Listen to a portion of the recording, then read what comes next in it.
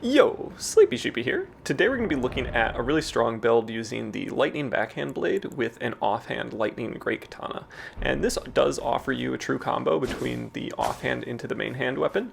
And we're also using this with Blink Bolt. So I find this to be a lot of fun to go for the offhand, main hand, Blink Bolt, and then light attack. And those things usually all connect and do a lot of damage. It also allows you to keep pace with your opponent, which can be really nice because after the true combo, they're very likely to roll, especially backwards. I find this to be quite strong with the Rotten Wing Sword Insignia as well as Millicent's Prosthesis. We also have the Bullgoat Talisman, so we get 115 poise with our armor set. And yeah, I just feel like this is a fairly balanced, fun way to use a backhand blade. This weapon is a little bit overtuned in my opinion right now, especially with Blind Spot or Swift Slash, so using it with Blink Bolt I feel like is kind of a fun alternative, and especially since you're only using the one-handed moveset, it's not as crazy strong as you get with just like the two-handed moveset, which has immense damage, but if you do need that immense damage, you do have access to it. You'll also note that we're using the Lightning Great Katana rather than the Rakshasa. So I like this for two reasons. I really enjoy the double slash on the offhand Great Katana, and that's going to be a useful swap to go for. It's especially useful as a roll catch after landing a crouch poke, so very easy, very consistent, does a lot of damage, pretty nice. I would say the more correct version of this build is to actually use Rakshasa on your offhand, but I've used that for several builds recently, so I kind of wanted to mix it up, and also I wanted to challenge myself a little bit by not relying on the hyper armor that comes with the offhand Rakshasa. So if you're a Rakshasa enjoyer, I definitely recommend going for that, but it's totally up to you. So I had a ton of fun with this. If you wouldn't mind considering subscribing, I would definitely appreciate it. And let's go ahead and jump into the invasion showcase. Alright, so our first invasion is going to be in the storehouse, and this is just a little bit of an appetizer invasion, I would say. Here we get a phenomenal kick. It's a great way to anti-air your opponent, and not super frequently used, but the fact that you just kind of knock them out of the air and knock them onto their back is just kind of hilarious to me, so I really enjoyed that. We're going to be swapping over to our Great Bow, and I think you can probably see where this is going, but I was just kind of happy about how it all turned out. So we're going to ride up the elevator one more time. We're going to see if we can catch these players on the way down. We're not totally sure if they're staying up there or not. They are, in fact, not staying up there. And before we're able to release our arrow, we do get hit with Freezing Mist, so we need to back off a little bit and just see what we can do. We do manage to hit the host real quick and go for another jump into arrow shot, and here we knock off the host, and then we knock off the phantom. So this was not really a showcase of the build. We're going to get to that in the next invasion, but I was just pretty happy about this one, so I thought I'd share it with y'all. Alright, so our next invasion is going to be somewhat of a rarity on this channel. We're going to be starting this off in a 3v1 situation, and definitely using our iframes to get as much damage in as we can as quickly as possible. And pretty soon after, a number of players start coming in. So we see the Smith Script Shield coming out from the Runar Toast, which is a little bit worrisome. This player is running a lot of projectiles, and they don't have the best latency to us, so that's going to be a bit of a challenge. And now a third player comes in. They're using Leda's sword, so that's going to be one that prevents you from getting all the buffs. It does the same thing as Law of Regression, and unfortunately we're just hit by too many projectiles. We're not able to get up to where we wanted to go, and we end up dying pretty fast. So we don't show a lot of deaths on this channel, mostly because I think it's beneficial to demonstrate how you can use a build well, but in this case we did have the opportunity to reinvade these players, and before the other two come in, we're able to just get a little bit of time with this somewhat latent player, and we managed to finish them off with the Great Katana. So this is just kind of a little bit of a redemption arc, and also just kind of shows how the same group of people combined together, things can go very differently if you're able to do what you want. So in this instance, I was able to actually get across the bridge and set up what I wanted to do, which was set up the Great Arrow Shot. And that allows me to turn it into a one-on-one very quickly, and now we're able to focus on the player with the Smith Script Shield. And here they're not doing a great job of respecting my priority. They also don't have a ton of vigor, and the main hand weapon there is going to be doing quite a bit of damage. So I hope that was somewhat informative. If you like that kind of setup where we show like the loss followed up by the win, obviously we have to be able to reinvade, but I definitely liked feedback on that. I'm always happy to show losses. Like, losing is a part of this game, and I think if anyone says otherwise, like, I don't know, I'd like to learn how they're playing the game. But yeah, like I mostly just want to demonstrate how a build can be successful. That's always been kind of my idea behind showing the wins on this channel, because it's honestly not that hard to lose in this game. There's lots of ways, especially if you're an invader. So we're going to be dealing with a 3v1, and this is definitely a gank setup. These players are not super strong, I would say, vigor-wise, but they do have access to just a lot of things. And Elden Ring is pretty much a turn-based game, and especially in 3v1s, it's very frequently not your turn. So we're going to be trying to respect that as much as possible. We're also moving backwards as much as possible because there is a little bit of PvE here. That's kind of our only hope, but we do know that we're just going to have to migrate back up and down these stairs, because behind me, if we go far enough, is just going to be a drop-off point. So not really going to be useful, but here our little PvE friend is just kind of moseying on along. And we're going to go for a rain of arrows. I would say in a situation like this, just having some ranged attack is so necessary, especially if you're not running Rakshasa, which is going to offer you the hyper armor that can be really useful in a situation like this. So just kind of knowing the weak points of your build and understanding that, you know, 3v1s where there's projectiles and not a lot of room to maneuver, as well as a player running a colossal sword, like, your turn is not going to come frequently, and you need to set yourself up to get your turn. So that's the idea behind the sleep pots as well. If we can get 1 or 2 players slept, that means that we might get a turn with one of the players on their own, which would be much more easy to deal with. And then we also just want to do chip damage as much as possible with the great bow. It doesn't really hurt to just whittle away their resources, because yeah, approaching in this type of situation is incredibly dangerous. So we do see one of the phantoms going for a heal, which makes sense because, you know, getting 500 damage does like close to half their HP. We go for the backhand blade, getting about 700 damage, and then we get a lot of our combo in. We're not able to quite finish it, but just a running light attack is going to be enough to finish off that player, and we can focus on the 2v1 here. So we very much do need to respect the bleed buildup that comes from both these players. The Power Stance Twin Blades is always just kind of scary, especially with the jumping attacks, and then the Blood Fiend's arm is just a lot of damage, especially if they're going for the heavy attack. But fortunately, we're able to land a running attack, finish off the Phantom, and then here we can see how useful Double Slash is as we go for the full Ash of War and finish off that player. Our next invasion is going to be another 3v1, and here we're going to be able to demonstrate just the kind of immense, I don't know, pressure that you get with this build. So obviously the running heavy attack is going to be phenomenal on the backhand blades. The damage is quite intense as well, and we're going to be able to swap over to the two-handed moveset of the Great Katana very quickly.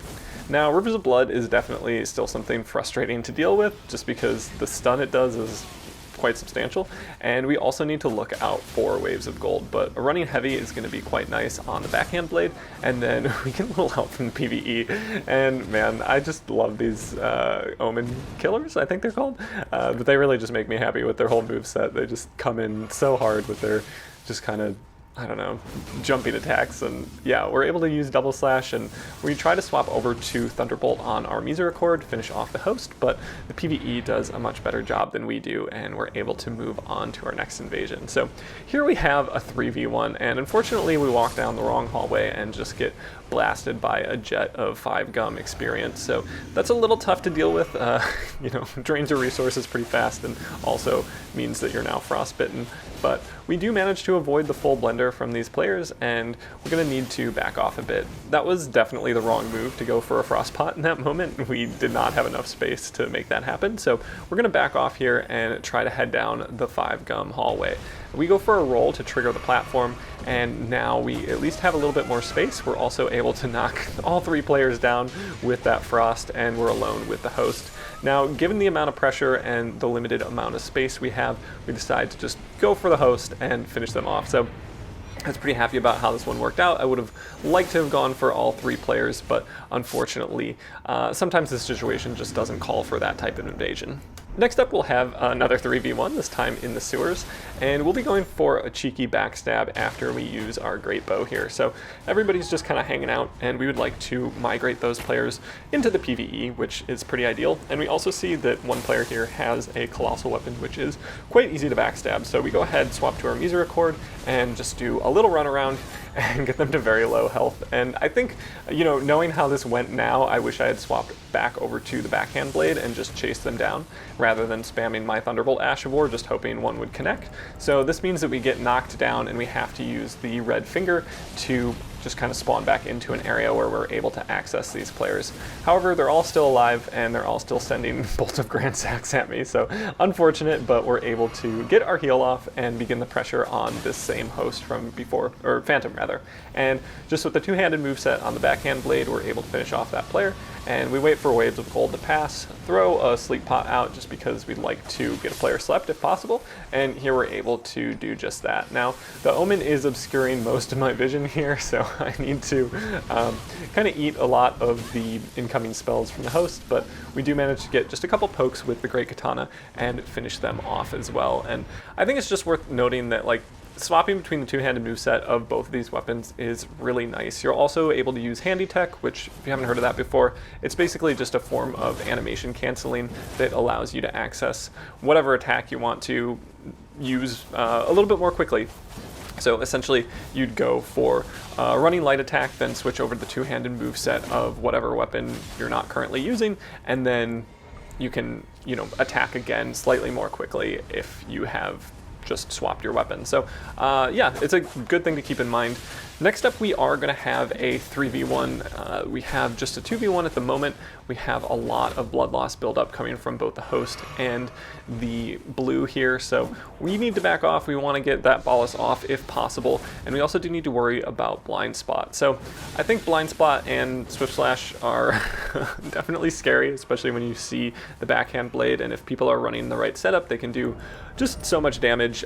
You will note that I'm not using, I believe it's like the Lacerating Tree Talisman or something. It's the one that improves the damage you get for running attacks, so that would be another talisman you could definitely pop onto this build, but because it's a little bit more true combo based than just running attack based, I decided I wanted to just stick to the Millicent's Prosthesis as well as the Rotten Wing Sword Insignia.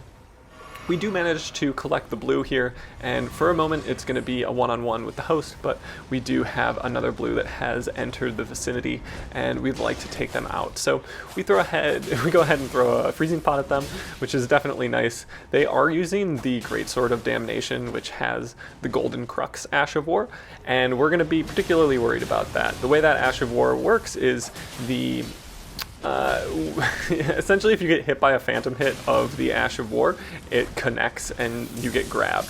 So that's going to be very scary, and we're actually able to use Blink Bolt here to catch up with that player and do just the last bit of damage we need to finish them off. So I definitely use Blink Bolt sparingly, but when it comes into play, it can be extremely nice for just a little bit of chip damage or a way to kind of keep pace with your opponent. So here we're able to just maintain consistent pressure against the host and finish them off.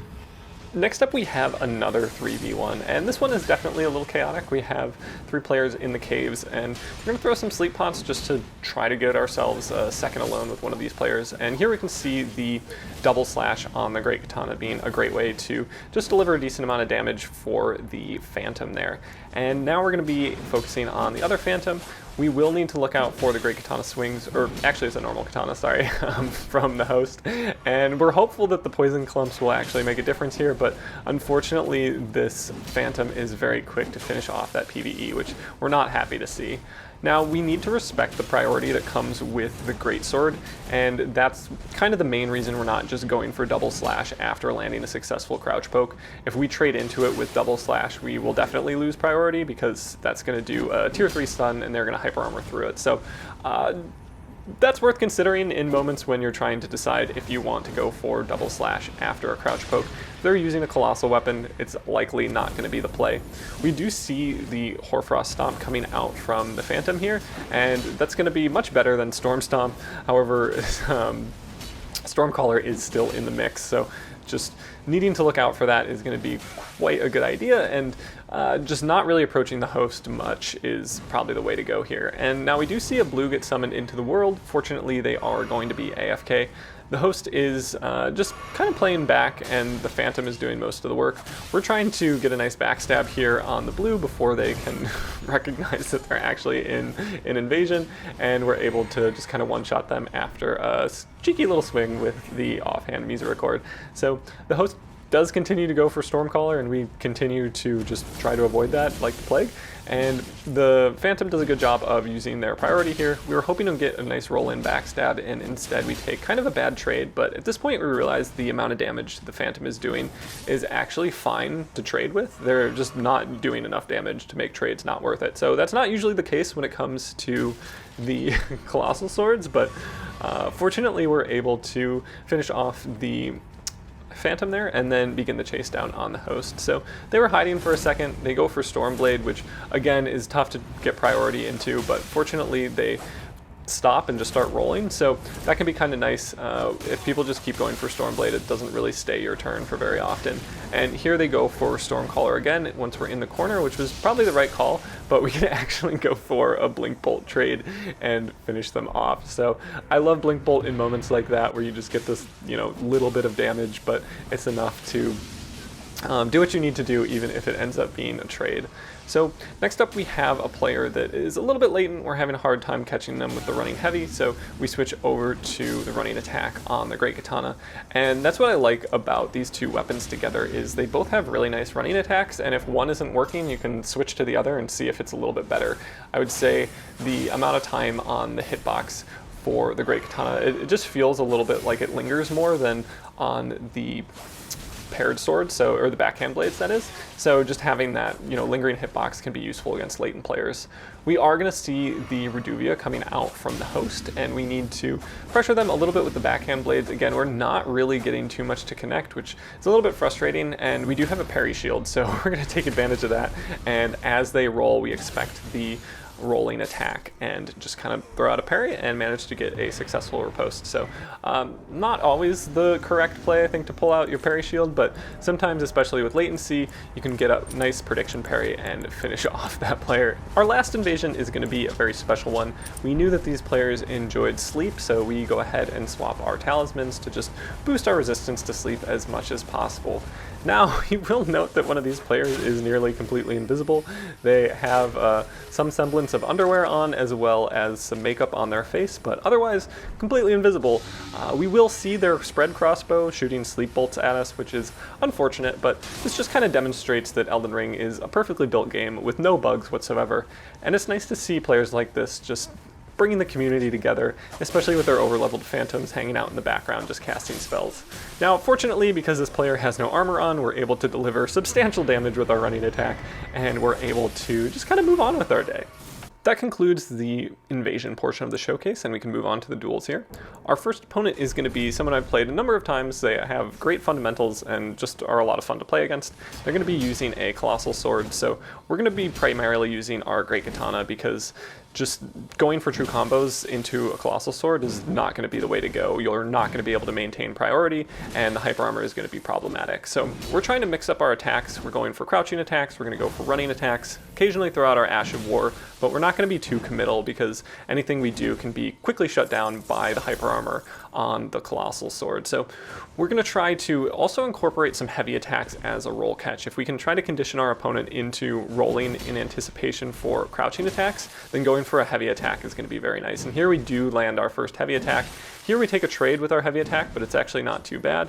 And then finally, now that they're at pretty low health, we can go for some of the chip damage we want with our backhand blade and also our offhand Great Katana. To our next opponent, we're going to be saying ravioli, ravioli, give me the formioli.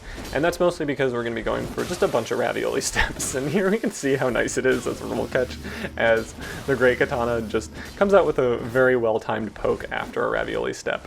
Now, eventually they do get out of the ravioli step vortex and we're able to land just a heavy attack for the finish, but I would say panic rolls are bad and ravioli steps are good. Our next opponent is going to be a pretty challenging player. They're going to be using a mix of hyper armor, storm stomp, and flaming strike, which are all very strong things, so we need to respect that quite a bit.